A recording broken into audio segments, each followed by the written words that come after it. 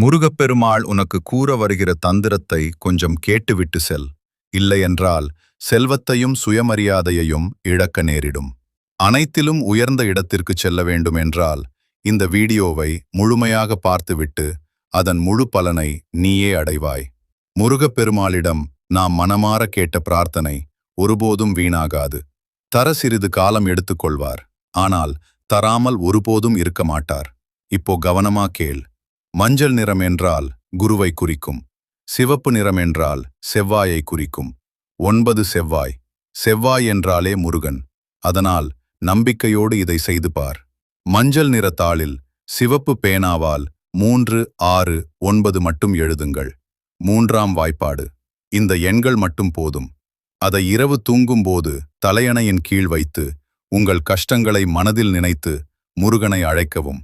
9 ஆறுமுகம் கொண்ட முருகன்.